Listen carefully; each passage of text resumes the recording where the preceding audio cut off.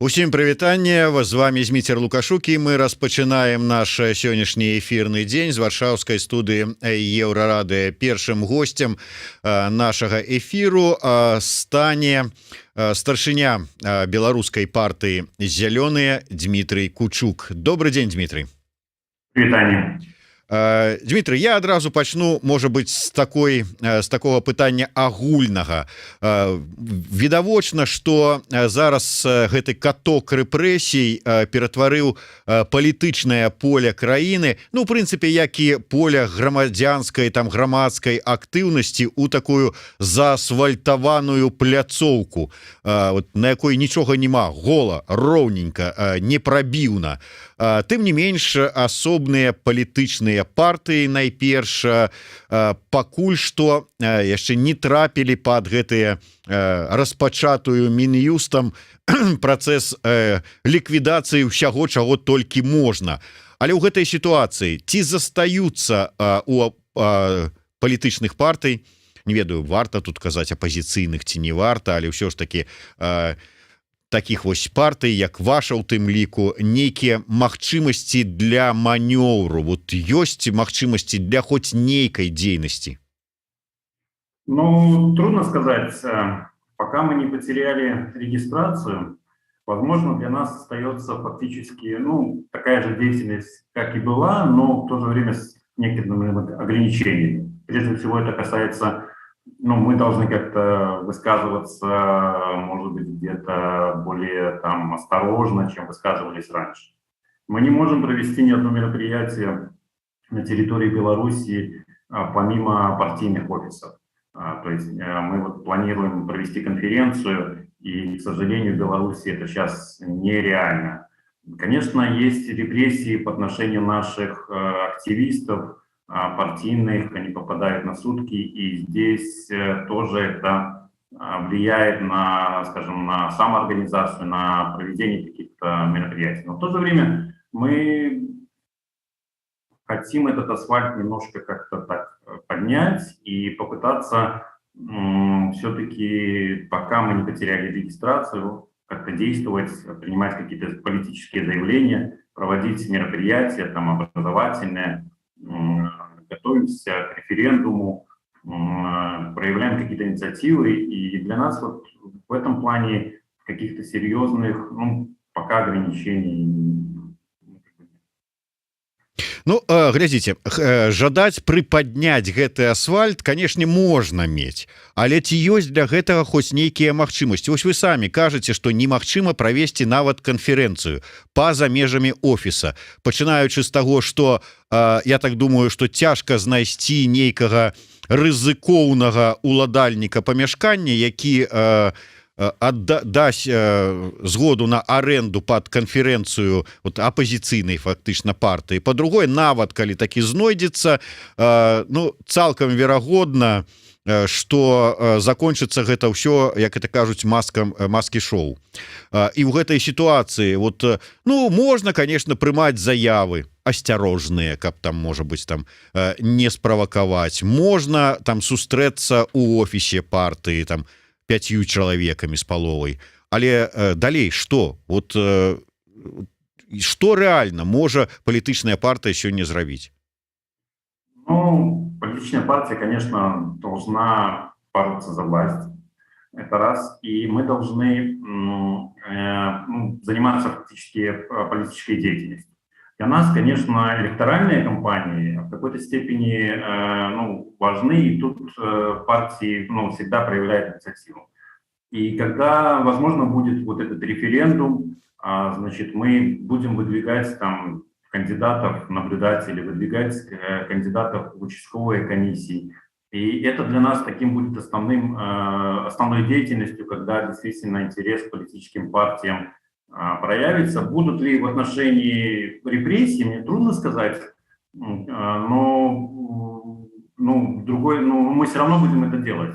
Все равно мы будем озвучивать свою позицию вне зависимости, какая ситуация там в стране, и продолжать деятельность именно в рамках действующего законодательства, там, о политических партиях, избирательного законодательства.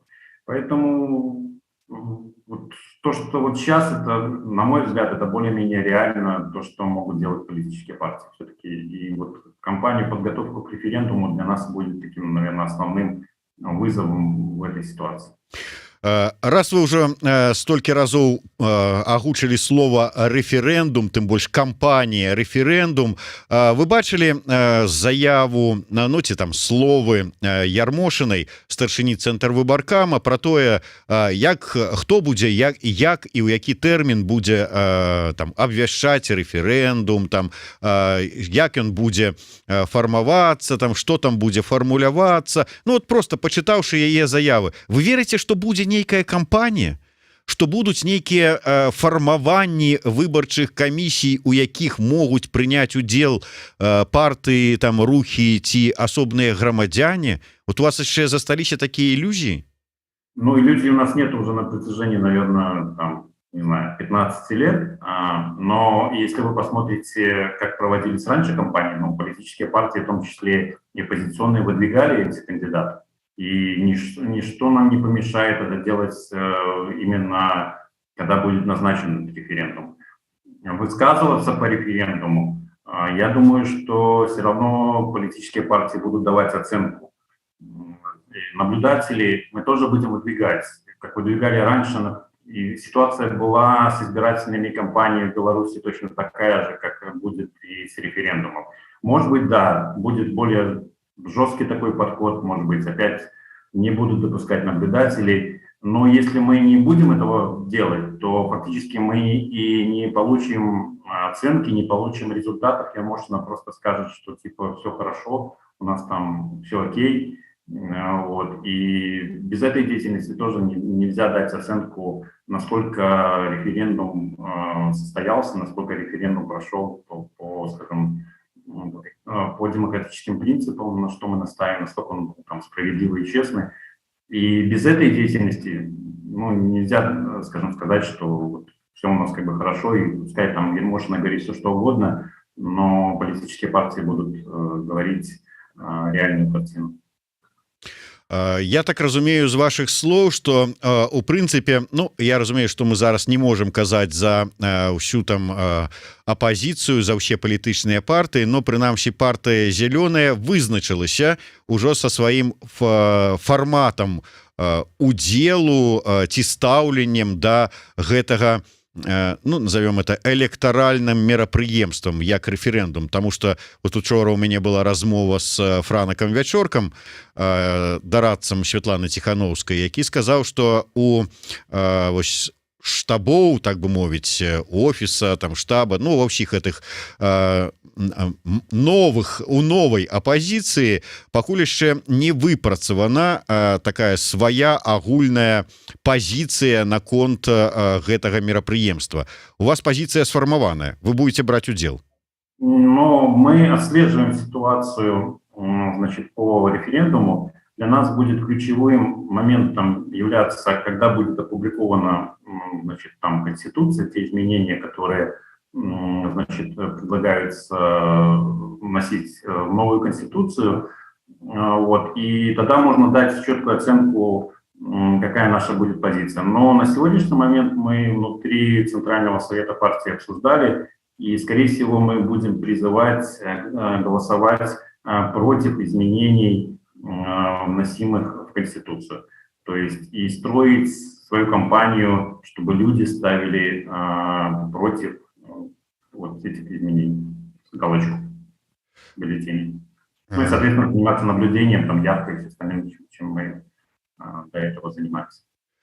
Ну, гэта у тым выпадку, калі хоць нейкая палітычная структура дажыве до лютага 2020 года і не будзе пазбаўлена Мін'юстам права на існаванне, а менавіта да гэтага, як гэта не дзіўна, заклікае, хаця ў прынцыпе чаго тут дзіўнага, заклікае лідар ліберальна-дэмакратычнай партыі Беларусі Олег Гайдукевич.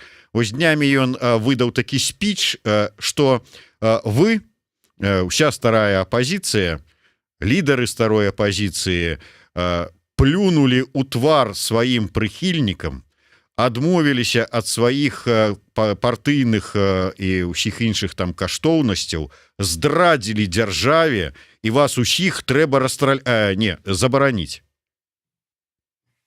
Да, я видел это высказывание Олега Гайдукевича, председателя партии ЛДПР. Но что можно сказать по этому поводу? На самом деле, после событий августа 2020 года все политические партии собрались за одним столом, в том числе, но не было как раз-таки коммунистов и того же Гайдукевича на этой встрече, на этом круглом столе. И тогда было принято решение и подписана резолюция от всех политических партий о том, что мы призываем, значит, остановить насилие и призываем провести честные выборы.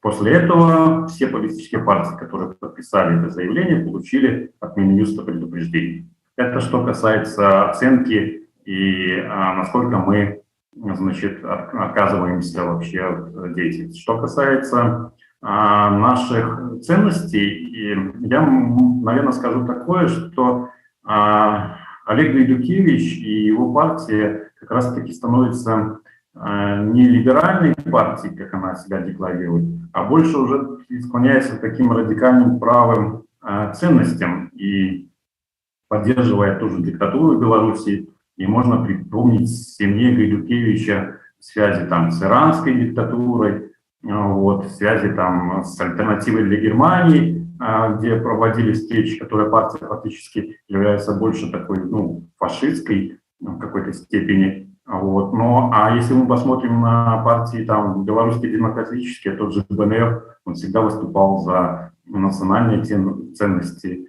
Зеленые там больше занимались там проблемами экологии, от этого не отказываются, там базовой демократией. Тоже ОГП, она была всегда такая либеральной партией, стоит на этих принципах. Справедливый мир стоит на тоже, когда отстаивает там социальные вопросы. Социал-демократы, там социальная повестка, там связи с профсоюзами и национальные интересы вот в Беларуси, которые они тоже отстаивают. Поэтому призывать председателя партии закрыть все политические партии, это прежде всего, наверное, похоронить всю политическую систему в Беларуси. Ну, не хотелось бы, чтобы в Беларуси остались там одни коммунисты, как это было там в советские времена, и не было никакой, скажем, демократии, никаких плюрализма мнения. Поэтому это, по крайней мере, некорректно со стороны Олега Гайдукевича вот, по отношению к другим политическим партиям такие призывы. Ну, зараз увогуле дзіўныя часы, там кожны адзін перад адным спрабуе выслужыцца, і я так прыгадываю, ведаеце, як мукавозчык піша даносы у сваіх калонках у газете «Советская Беларусь сегодня», і глядзіш праз пэўны час паводле яго гэтых публічных даносаў СК распачынае нейкі пераслед узгаданых людзей, арганізацый, структур, узгаданых у гэтым даносе. Там які-небудзь сліўны канал з прытарна-жоўтым колерам пачынае некага хаіць. Глядзіш, гэта прыкмета таго, што праз пэўны час таксама пачынаюцца пераследы, справы. Тут, можа, Гайдукевич вырашыў у спрынце пазмагацца з гэтымі дзеячамі, перахапіць тут таксама такую инициативу. И... Ну, знаете, если сравнивать белорусского там лидера Гайдукевича, то я думаю, что он много говорит, но за ним ничего не стоит. В отличие, допустим, от его коллеги там Жириновского, который действительно является рупором в какой-то степени Кремля. Поэтому вот эти все заявления, это больше такая полдня со стороны Гайдукевича, чем реальные какие-то действия. Есть, конечно, другие угрозы для политических партий, тоже назначение нового министра юстиции. Действительно, человек является без образования юридического, и зная его репутацию, зная его, значит, вот рабочие какие-то моменты, как он взаимодействует со своими сотрудниками, и то, что он будет точно исполнять определенные загады, так сказать, там, президента, то в этом больше угрозы, чем от слов Олега Князевича, который ну, просто, скажем, является таким ну, папаном, как в таком ключе. Давайте крыху да іншых тэмаў яшчэ звернемся, і мы ўзгадалі маю учорашнюю размову з Франакам Вячорка, і мы там таксама даволі шмат казалі пра канферэнцыю у Вене, якая плануецца на 22 лістапада. Канферэнцыя праходзіць ну, па ініцыятыве Аўстрыі, аўстрыйскага канцлера, і там асноўная тэма там как бы наладзіць дыялог, паразмаўляць пра шляхі выхаду з палітычнага крызіса у Беларусі. Безумоўна, там будуць прадстаўнікі дэмакратычных сіл, прадстаўнікі вось гэтай альтэрнатывы ці новай апазіцыі, ці маладой апазіцыі, як хочаце, так і называйце.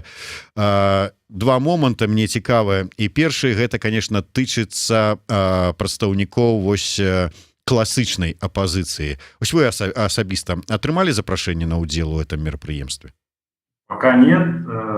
И я думаю, что никто из политических лидеров, которые находятся в Беларуси, то есть председатели партии, пока не получили такого приглашения. И это, к сожалению. А мне кажется, конференция действительно заслуживает какого-то внимания, чтобы представители политических партий присутствовали на этой конференции, потому что у них есть, ну, по крайней мере, свое видение ситуации, и выстраивать диалог тоже лучше с теми людьми, которые находятся на территории Беларуси и которые ну, имеют какой-то опыт. Хочу сказать, что ну, было много разных инициатив, там, начиная с 90-х, разных конференций, разных там, диалоговых площадок. Поэтому, учитывая все вот эти вот, скажем, весь этот опыт, то лучше, конечно, чтобы политические партии присутствовали на этой конференции. И я хочу сказать, что действительно Австрия всегда выступала за, скажем, за проведение диалога и лоббировала интересы Белоруссии. Ну, в частности, даже там понятно, что очень много австрийского бизнеса находится на территории Беларуси, но в то же время нужно понимать, что Австрия еще достаточно активно работает с Россией. Вот, и там тоже определенные есть связи и лоббирование, поэтому вот, и насколько я знаю, именно эта страна как раз-таки на уровне Евросоюза полномочена, вот, скажем, встраивать диалог и находить какие-то точки соприкосновения вот, в политическом кризисе Беларуси. Поэтому с оптимизмом будем смотреть за этим мероприятием, но хотелось бы, конечно, чтобы политические партии присутствовали тоже.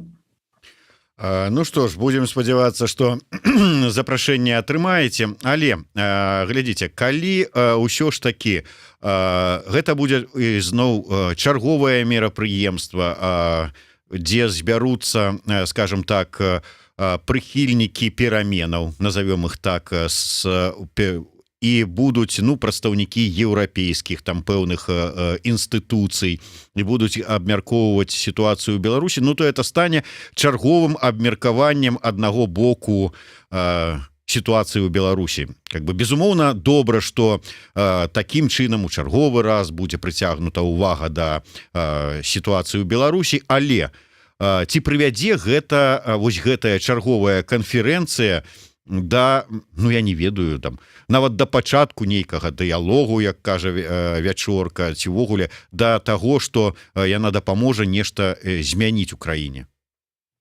Ну, любое мероприятие нужно приветствовать. Все будет зависеть от участников, кто будет участниками конференции, какой уровень экспертов будет привлечен в работе этой конференции, то есть насколько высокий уровень.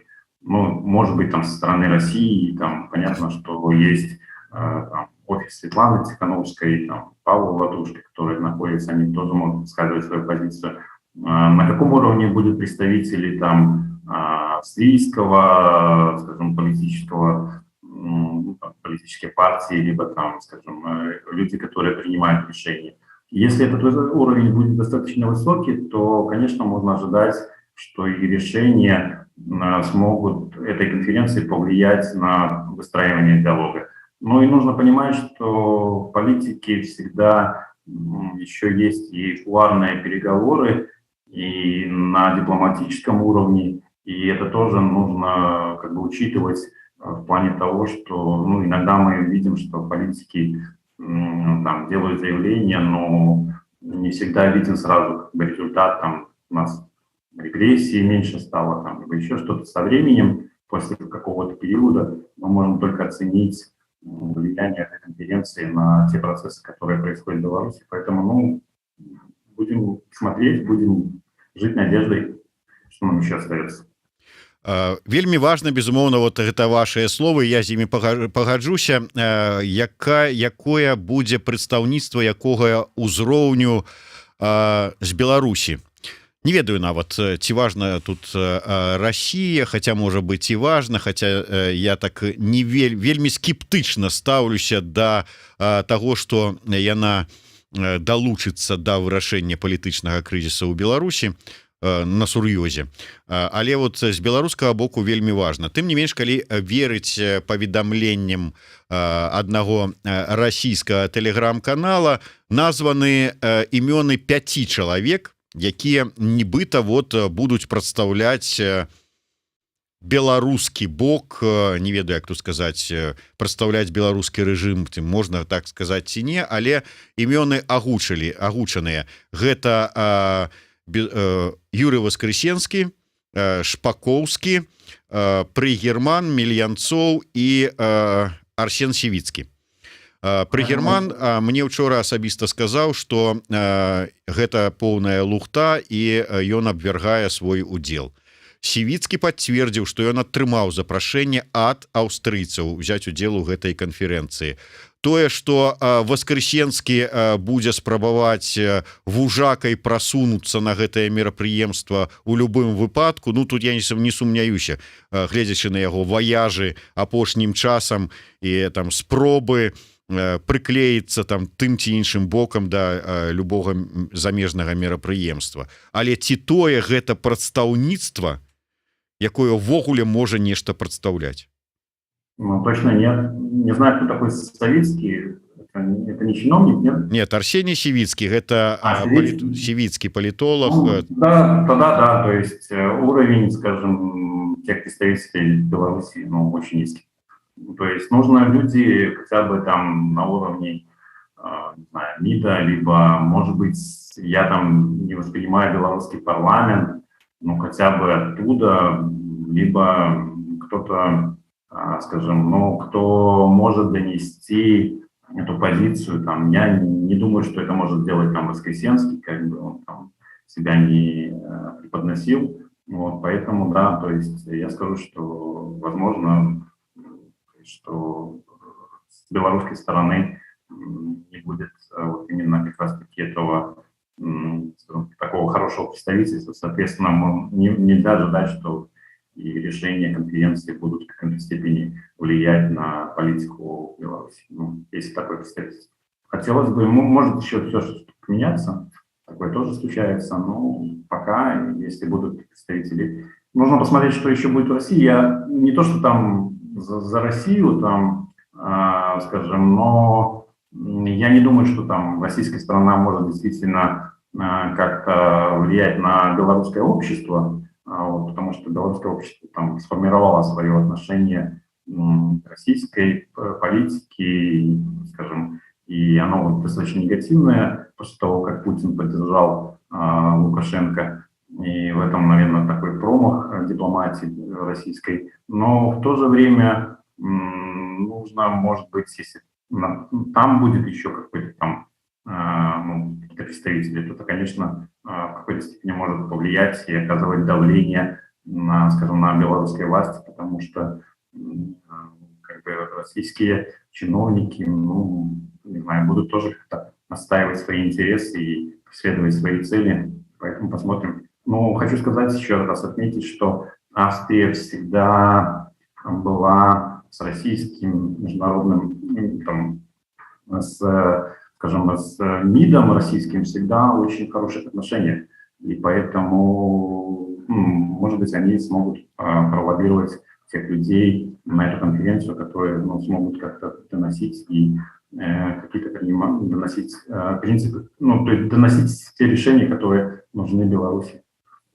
Слухайте, я думаю, что у России таксама не дураки сядзяць там у Крамлі, у адміністрацыі прэзідэнта, да і на Лубянкі у тым ліку, і выдатна яны разумеюць і бачаць сітуацыю ў Беларусі і стаўленне, скажем так, Еўропы да гэтай сітуацыі і настроі беларусаў у дачыненні да Расіі той же самай з нагоды ўсёй гэтай сітуацыі падтрыманай Пуціным у тым ліку. Удзел прадстаўнікоў Расіі ў гэтай канферэнцыі у гэтым разуменні сітуацыі нешта зменіць? Для белорусского общества нужно понимать, что Россия будет отстаивать свои интересы. Белорусы будут отстаивать свои интересы, то есть находить какие-то решения политического кризиса. Австрия будет отстаивать интересы, наверное, Европейского Союза.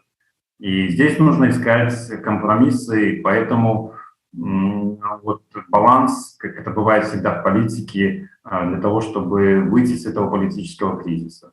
Но влияние, еще раз повторю, Российской Федерации на процессы в Беларуси, они, может, в России видятся там по-другому, как там на Лубянке, как вы говорите, там в Кремле, но точно белорусское общество свою позицию в отношении выбора демократии, выбора, скажем, может быть, там европейского пути развития, она точно высказала в августе 2020 года. Здесь никаких иллюзий нет. И Россия как раз-таки теряет Беларусь, потому что, понятно, это Россия является империей, и она всегда, как бы нам хотелось, она никак не может избавиться от своих этих имперских каких-то таких задач политических. Но повлияет ли это на, скажем, на процессы, на чиновников белорусских? Мне трудно сказать. Решающим словом здесь будет, конечно, белорусский народ и его воля. И белорусские как раз политики, демократически, они точно понимают, что будут бороться за избирателей и за симпатии этих людей, а не, скажем, симпатии России. А искать, наверное, скажем, поддержку страны Европейского Союза, мне кажется, здесь тоже очень важно, потому что у нас как раз-таки совпадают ценности и видение развития Беларуси, потому что нужно понимать, что Россия, мы находимся тут под влиянием России, но 20 лет, но в экономике у нас коллапс, ничего не поменялось, никаких серьезных инвестиций, я не говорю про политику, про бизнес, вообще ничего не произошло за это просто упущенное время для страны, в отличие от той же Прибалтики, либо там Чехии, Словакии, куча стран, где за эти годы прошел прорыв, поэтому белорусы тоже хотят жить лучше, поэтому они свою позицию точно высказали в августе, поэтому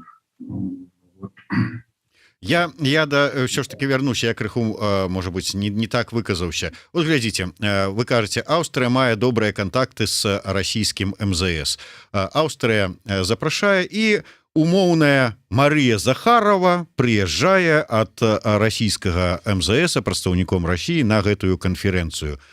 Там паслухае усіх, уразіцца і прыедзе справаздачай да Лаврова, свайго боса, са словамі «я там паслухала», і прадстаўнікоў беларускай апазіцыі, вот Кучук там выступаў, так добра гаварыў, там канцлер Аўстрыі, і мы зразумелі, што ўсё ж таки трэба Расіі мяняць свой падыход і перастаць падтрымліваць Лукашэнку, беларускі рэжым. Лавров пачэша сваю патыліцу, скажа: да, іду к Владимировичу, донесу эту думку. Прыйдзе і Путин скажет: да, Маша права, меняем. Вот вы на это различиваете, сапраўды? Вот яны что, не вызначились? Я, может быть, скажем, вы фактически, может быть, в конечном итоге я не говорю, что там мое там выступление на конференции либо выступление там белорусов повлияет на, скажем, там, на Путина, да, то есть то, что мы высказимся, но, скажем, вот эти вот позиции, да, то есть которые доносятся, ну, понятно, что там Маша Захарова будет писать, да, ну, там, Лаврову, Лавров пойдет к Путину, и если, мягко говоря, у Путина тоже интересы совпадают проведение там выборов новых в Беларуси, да, то есть и политика что же может меняться? Ну, тогда, ну, окей, так произошло. Но это почти так же и работает. Нужно понимать, что у Лаврова, кроме Беларуси, куча проблем, то у Путина своих в России проблем. И я не думаю, что он там 2 еще года, и непонятно, что будет в России, потому что там тоже политическая ситуация достаточно сложная, и поддержки Путина очень низкая. И вот поэтому, ну, в принципе, это так работает, да, в политике так. Пишутся какие-то там аналитика, какие-то решения, то есть, ну, и как раз-таки, ну, кто эти решения высказывает? Как раз-таки там лидеры политических партий и другие политики, ну, кто является спикерами в данный момент. Вот. Что можно как-то комментировать? Ну, точно это будет так, да. То есть Захарова пойдет к Лаврову, Лавров пойдет к Путину. Что Путин скажет, я не знаю. Вот. Но если интересы будут совпадать, то и выборы, возможно, тоже пройдут в Беларуси. Добра, ну можа быць, да, там за расійскую палітыку, што ў іх галавах, які ў іх планы наконт Беларусі, цяжка сказаць, як можа паўплываць тая ці іншая канферэнцыя на гэтыя планы таксама, но как бы шансаў упускаць не варта, а МЗС не там пры Германа накіруюць, а нека сапраўды супрацоўніка ад Саўбез прыедзе не умоўны там які-нибудь там Шпакоўскі ад КГБ Воскресенскі, а сур'ёзныя людзі, нават яны. Вот вы думаете, вярнуўшыся з канферэнцыі, склаўшы свае там справаздачы, даклады, гэта неяк паўплывае на сітуацыю? Яны могуць неяк рашэнні нейкія прымаць у краіне, дзе усе рашэнні прымае адзін чалавек, і ад таго, што ў яго ў галаве залежыць лёс народу. Ну, скажем, они так точно нет. Вот, принимает действительно один человек, так устроена белорусская политическая система. Но вы еще должны понимать, что МИД точно будет отслеживать решение этой конференции. Точно будет, может быть, там представитель, сидеть какой-нибудь там человек на этой конференции, да, то есть непонятно кто, вот это самое, то есть и он сделать некие там заключения, и точно там Лукашенко их почитает. Ну, то, что он там принимает какие-то там свои как бы решения, но точно вся аналитика по поводу таких мероприятий точно ляжет на стол Лукашенко. Вот. И если там будет заявление со стороны там Европейского Союза, скажем, в плане того, что, ну, какой-то, может быть, компромисс, либо посыл о том, что, ну, вот, нужно, может быть, там, договариваться, там, как-то смягчать какую-то свою позицию, торговаться там за какие-то там санкции, отмены санкций. Вот, если будет позиция там России, может быть, она не будет высказана на конференции, но в конечном итоге там Путин с Лукашенко скажут, как бы поговорят. Но это в политике не проходит такого рода мероприятия просто бесследно. То есть не все к чему-то приведут. Тут у меня сомнений нет. А то, что там, ну, один человек в Беларуси принимает решение, ну да, так есть. Ну, и с этим нужно бороться, потому что, ну, не хотелось бы зависеть от воли одного человека и тратить свою жизнь просто на, скажем, на какие-то такие мероприятия. Ну что ж, дзякуй вялікі, спадзяемся, што пачуем вас і другіх прадстаўнікоў беларускай апазіцыі, а таксама і прадстаўнікоў, можа быць, сапраўды Мінска, Беларусі на гэтай канферэнцыі, і што яна нейкім чынам паўплывае устаноўчым чынам на сітуацыю ў нашай краіне. Дзякуй вялікі. Дмітрий Кучук, Зміцер Лукашук былі з вами в эфіры. Слухайце і глядзіце нас.